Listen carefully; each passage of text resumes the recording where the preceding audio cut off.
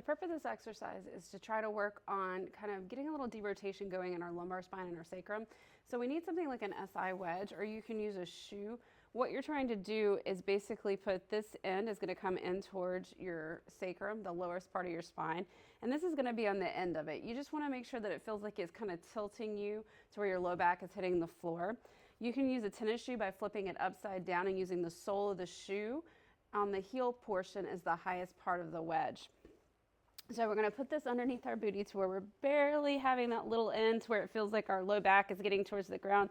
Sometimes when you get on this, you have to kind of readjust yourself a little bit to make it feel like your low back is going flat versus arching up.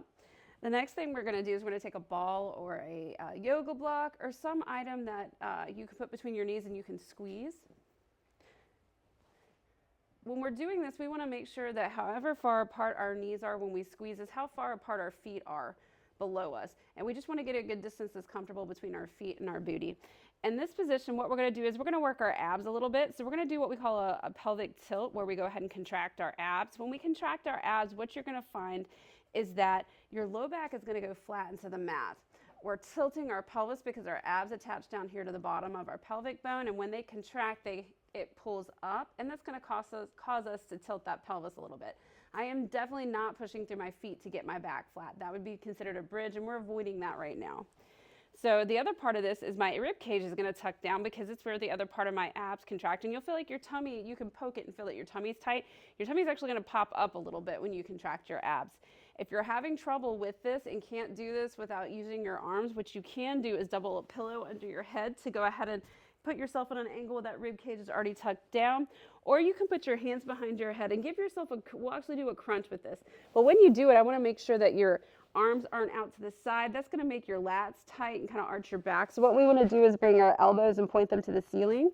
So I'm going to start off doing it this way first. What we're going to do is we're going to give ourselves a little bit of a pelvic tilt where we push our back flat, contract our abs. We're going to really squeeze the ball between our knees. This is going to help our abs contract. And then we're going to go up into a little crunch.